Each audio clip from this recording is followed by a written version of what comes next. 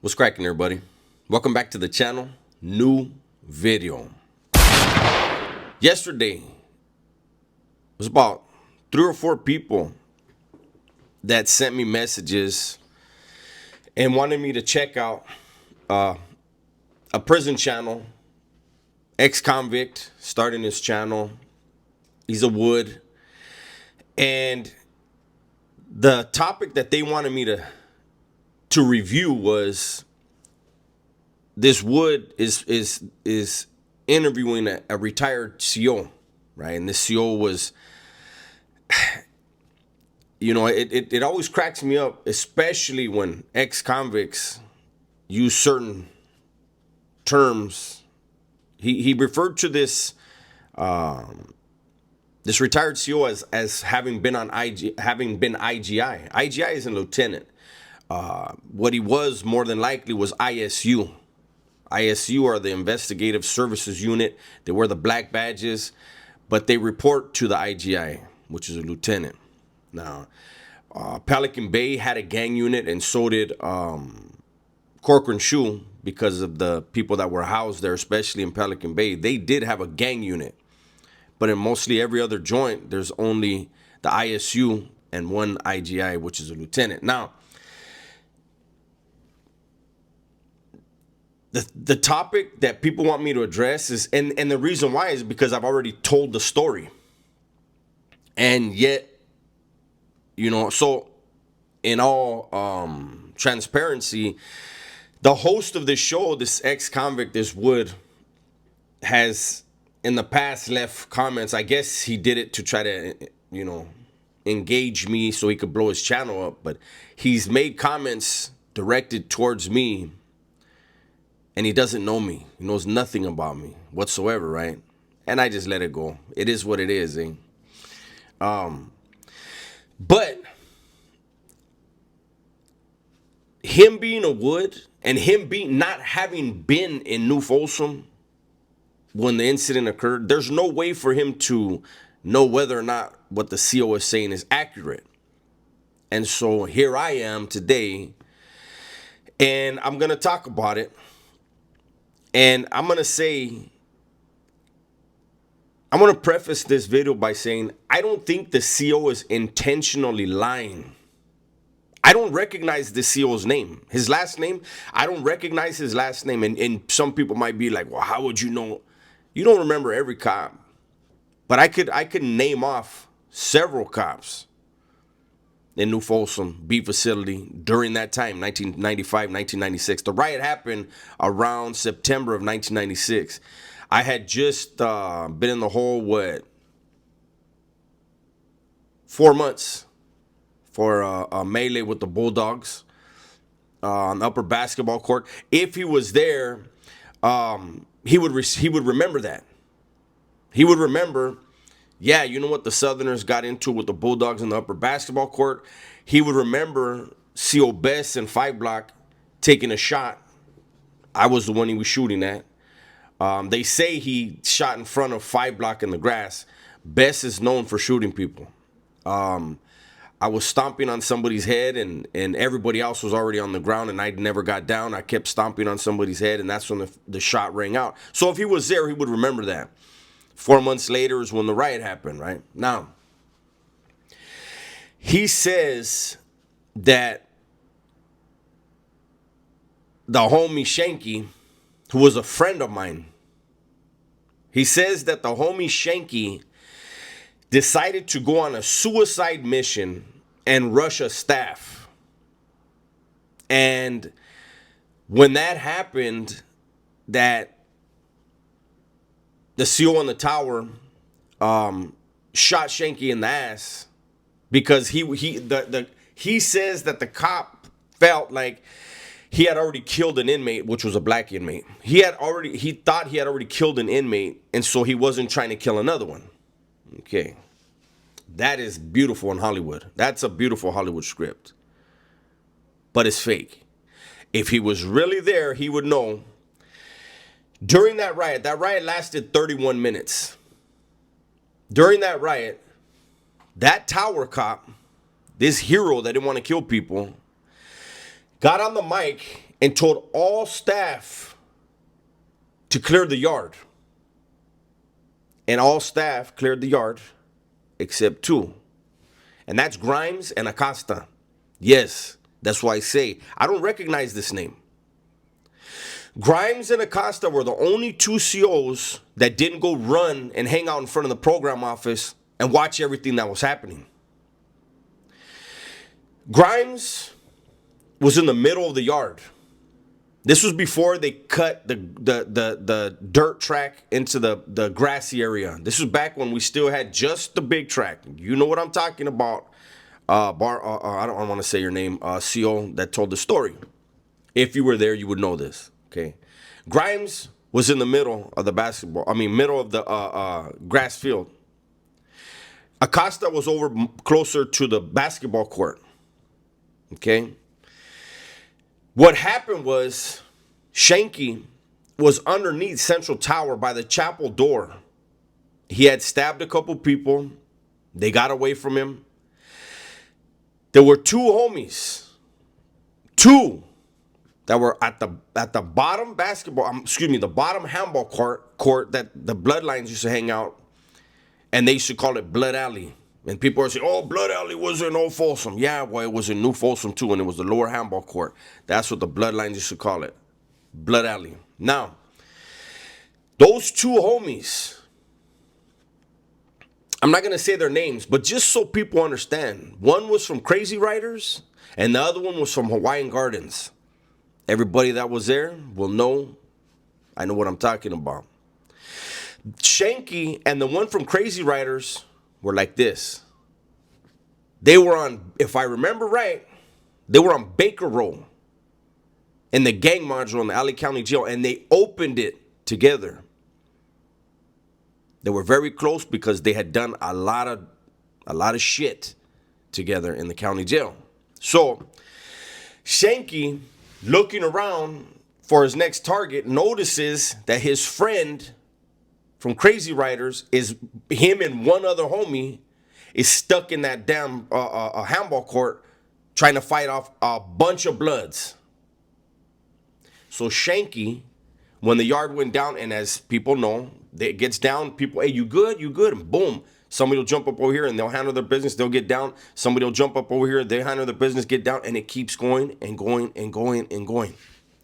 Now, when Shanky got down and he noticed, he's scanning the yard and he noticed his friend and another homie, he jumped up and he started running across the yard. Not on a suicide mission to hit a cop. For what? Not one Southerner had been hit in the riot. Excuse me. Not one Southerner had been shot in the riot. This riot had nothing to do with COs. So why would he go on a suicide mission to stab a cop? That was the justification for killing that 21-year-old man. A kid. He wasn't on a suicide mission. He was trying to go help the homie. That might have been a suicide mission. Them Bloods were no joke on that yard. But Grimes did call in. This is a home. And oh, you weren't there. You were in NADSEG. How do you know? How do you think I know? I had a leadership position in NADSEG at the time. Everybody that came to the back ran us down everything that happened. And we were pissed about what happened to Shanky. So I just wanted to make sure we dispel this whole suicide mission. For what? Anybody, any ex-convict, any convict knows that story makes no sense. Southerners don't just move on cops. There has to be some disrespect. The cops didn't shoot a single Southerner. Only one Southerner was shot, and that was Shanky. And as far as him shooting him in the ass, what happened was Shanky was running across the yard, and then when he went to get down, he bent over and he was putting his hands down to get down. And that's the only thing the cop could shoot. He shot him in the ass. The CO's correct. It hit his hip bone, but when it hit his hip bone, it went across his torso and it blew out his aorta.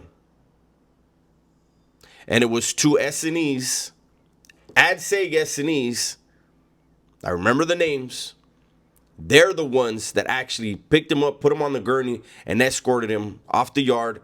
When he was when he was being escorted on the gurney, they told me straight out. Shanky asked him, "Hey man, did I get shot?" Matter of fact, I'll say the two cops' names. It was Preston and Morrow. Preston and Morrow were the ones that escorted him. So this CO, that if he sees this story, he knows, I know exactly what I'm talking about. I know exactly what happened. He asked Preston and Morrow, "Hey, did I get shot?" And Preston responded, "Yes." And he said, "Where'd I get shot?" He said, "You got shot in the right side of your ass." And he said, "Okay." And he closed his eyes. They took him through medical, and there's the control, B control right there. He was dead already. He bled out. That's what happened to my friend, the homie Shanky. Now, the second part. This is something that, this is just a glimpse at what COs are going to do. Those of you that think, living the lifestyle, going to the joint and all this glamorization, it's a lot of Hollywood stuff, but it's stuff that's intended. Okay? Look, the CO said that the Southsiders waited 5 years to be able to retaliate against that specific cop. And they got him in the rotunda, right? He was hit in the rotunda. The homie that hit him was my cellie. We were cellies in YA. We were in the same dorm in Paso. We were cellies in YTS. And we were cellies in New Folsom at SIG. And he was going back and forth from Corcoran back to New Folsom because of that case. And he was my cellie. Okay? So, the fuckery that goes on. I told the story of Shanky. You guys can go back and double check me. Right? I've told the story of Shanky. And I just told it again for clarification for those that don't go back and see the catalog. Now, I told the story of the homie. The one that hit that cop. That one actually wasn't that long ago, but here we are again. The homie was drunk. He was on the phone. Back then, a matter of fact, New Folsom, I don't think it's changed. They only have one phone for the whole building. Pelican Bay, they have phones in each day room, right? Not in New Folsom. There's one phone in the rotunda for the whole building. So the homie was out there and he was on the phone.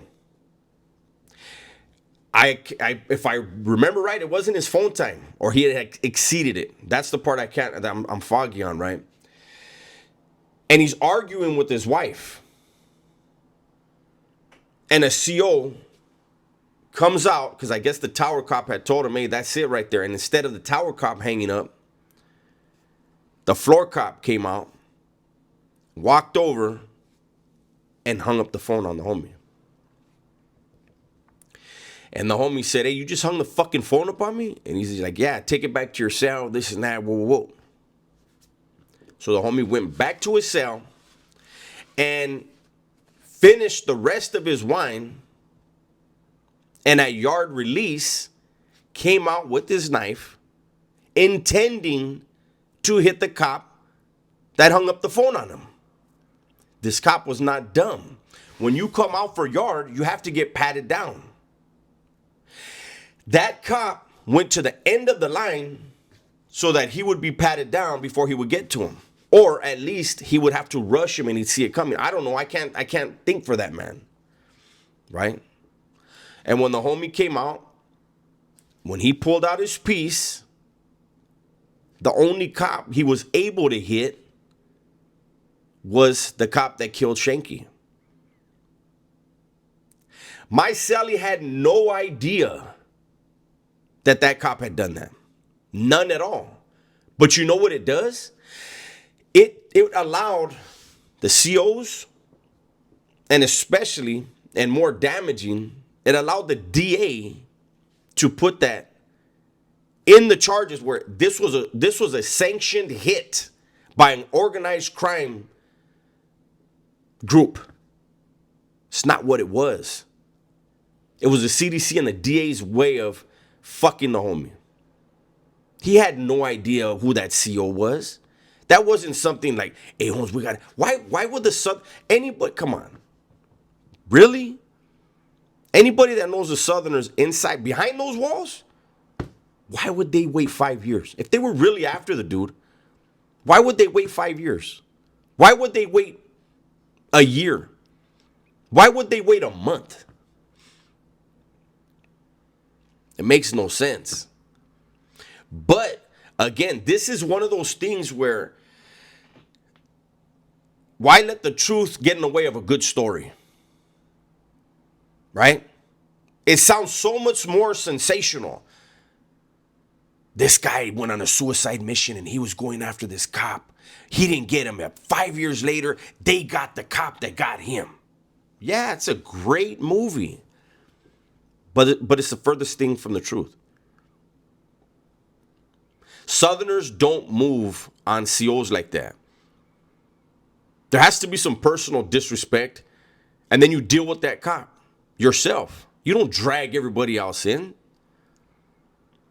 If this CO knows anything about East Coast Crips, let me tell you, you want stories about people going after cops and going after groups of cops? There's 2 really good stories about the East Coast Crips doing that in Calipatria. The blacks, they'll get off on a cop like that. The Southerners, there's protocols. Why would Shanky have decided in his mind it's a full-scale riot right now between blacks and Southerners, but I'm gonna go hit a cop? How many cops were hit in the Pelican Bay riot? None. How many were in the New Folsom riot? None. How many cops were ever hit in the last 20 years? How many cops were hit when it was a riot between Southerners and blacks? They're not a target. Now, he could have told stories how 2001 and I believe 2002, the Southerners in the Chow Hall stabbing every fucking cop in sight. That happened. But that happened for a reason. So one of them was a CO thought he was going to be a superhero and snatch a milk off of a homie's tray. He dropped the tray and started stabbing him. Another cop jumped in to save his partner. The homie who was stabbing the cop, his celly dropped his tray and whacked that cop. Cops started responding. More Southerners jumped up and got involved. Full-scale riot, Southerners and cops. That happened twice. That's why they started self-feeding us over there. They said, fuck, no, you guys ain't going to the Chow Hall no more. Nobody is. Prison is fucking ugly. Prison is brutal. Especially when we tell the truth. A lie doesn't make it any, don't add mythology to the shit. Tell the truth. It's ugly enough. It's my video for today, man. Hopefully you guys enjoyed it. Everybody, please be safe, be smart, and tell the ones you love that you love them, man. I'm out of here.